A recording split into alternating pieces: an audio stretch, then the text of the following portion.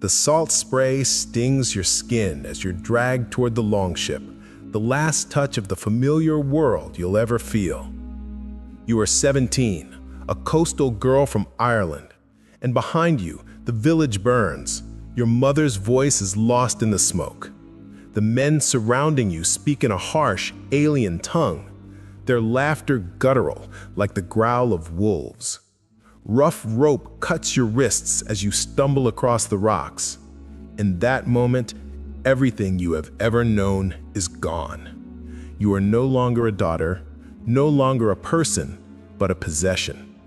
Your journey into the Viking world has begun. We remember the Viking Age, from the late 700s to the mid-1000s, as an era of fearless explorers and master shipbuilders, of sagas and longships, of adventure and discovery. But beneath the myth of freedom and glory lies a darker, far more disturbing truth. For centuries, the Norse world was powered by human trafficking, an organized, profitable system of enslavement that reached from the British Isles to the rivers of Russia. This was not the chaos of war, it was business. A network of raiders, traders, and kings who made human beings their most valuable export. Popular culture shows Viking raids as wild bursts of violence, but in reality, they were deliberate and methodical. Each expedition was a calculated investment. Wealthy chieftains and their partners pooled money to build longships, funding timber, iron, tar, sails, and supplies. They expected returns, and the most reliable profit came not from silver or grain, but from people. The Viking ships were perfect for this task, long, light, and shallow enough to sail up narrow rivers. No coastal town, no inland monastery, no sleeping village was safe.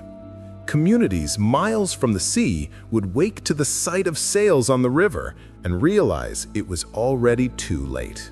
They attacked the unguarded monasteries, villages, and religious centers like Iona, where 68 monks were slaughtered in 806. But many weren't killed, they were taken. The Irish annals recorded again and again, a great host of women carried into captivity. It became a grim refrain across centuries. Raiding wasn't just about terror, it was logistics. And women were the most valuable cargo of all. Once captured, identity dissolved. A name was erased. A new word replaced it: thrall. In Old Norse, thrall meant slave. Legally, a thrall was property, not a person. She had no voice in court, no right to own anything, and no protection from abuse. Her body was wealth, like cattle or land, classified in the neuter gender, neither male nor female, simply it. If she was killed, the law did not call it murder. It called it damage to property. From the burning village, captives were forced toward the sea. They were packed into open boats alongside loot and warriors. No shelter, little food, endless cold. Saltwater, disease, and terror consumed them. Many never reached land again. Those who did were delivered into a network of slave markets that stretched across the Viking world, from Dublin, known to the Norse as Dyflin, to the trading ports of Hedeby and Birka. Dublin became one of Europe's largest slave centers, the hub of a trade that linked Ireland, Scandinavia, and the Islamic world through the rivers of Russia. The Volga trade route was the artery of this human commerce. Captured women from Ireland or the Slavic lands were transported downriver, sold and resold through cities like Novgorod, Kiev, and Bulgar, until they reached Constantinople or Baghdad. Persian and Arab chroniclers describe it in chilling simplicity. The Rus raid the Slavs, seize them, and sell them. Their cargo was human life, exchanged for silver and silk. Archaeology confirms the scale. Tens of thousands of Islamic silver coins have been unearthed in Scandinavia, mute witnesses to a trade that spanned half the known world. The Arab diplomat Ahmad ibn Fadlan saw it firsthand. He described Norse traders setting up camps on riverbanks, displaying enslaved girls for buyers, and, in public, violating them to prove their value. There was no shame, no secrecy, only ownership. Each act was a transaction, each woman a commodity. For most, enslavement meant endless labor. From dawn to dusk, they ground grain, hauled water, stoked fires, cooked, brewed, washed, and wove. Their hands grew calloused, their backs bent, their teeth worn down by the stone corn. They were the invisible engine of the Norse economy, producing the coarse woolen cloth called vadmal, used for sails, clothing, even currency. Without enslaved women, Viking exploration itself would have been impossible. Their bones tell the truth. Excavated skeletons show signs of malnutrition, arthritis, and broken bones that healed without care. They lived hard and died nameless. But labor was not their only use. Female thralls were also concubines, forced partners of their owners. Old Norse law recognized the practice not as crime, but as right. The sagas mention them casually as friller, the women kept for pleasure. The story of Melkorka, an Irish princess turned concubine, captures this cruel duality, mother to a nobleman's child, yet never free herself. Her silence, the saga says, was forced, her tongue cut out.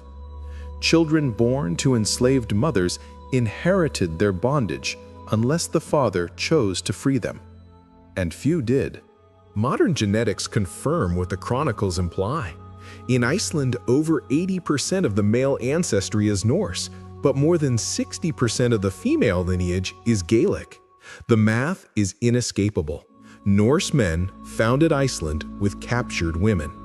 The DNA of those women still lives on today, a silent genetic memorial to a conquest built on slavery. A few women of noble birth were ransomed, if their families could afford it. Others were kept as political pawns, but some faced a far darker fate. When a Viking lord died, his thralls could be killed to serve him in the next world. Ibn Fadlan described one such ritual. A young slave chosen to die with her master was plied with drink, paraded, assaulted, and finally strangled and stabbed by the angel of death as drums drowned her screams. Her body was burned beside her owners on a flaming ship. Archaeology confirms this horror. Graves from Norway and the Oseberg ship burial show evidence of ritual killings, servants buried with their masters to accompany them beyond death. In Norse society, slaves were not shameful, they were status symbols. To own thralls was to show wealth and dominance. The sagas celebrate men with dozens of slaves as heroes, not villains. Freedom was possible, but rare. A master could grant it as a gesture, or in death, as one man did for his blacksmith, Tolki, who carved a runestone in gratitude. But these were exceptions. For most enslaved women, bondage was for life and inherited by their children. The system eroded slowly. Christianization discouraged the enslavement of fellow believers, shifting Viking raids toward pagan Slavs instead. Over centuries, chattel slavery evolved into serfdom, less visible, but rooted in the same foundations of domination and control. The Viking world was a marvel of craftsmanship and courage, but also of cruelty. Its silver, its sagas, its voyages across oceans, all built, in part, upon human misery. For every warrior who set sail for glory, there was a woman bound below deck, unseen and unnamed. To tell their story is not to destroy the myth, but to complete it, to show that even the brightest chapters of history cast the longest shadows. The Viking Age was not just an age of exploration, it was an age of enslavement, and its echoes still live, not in the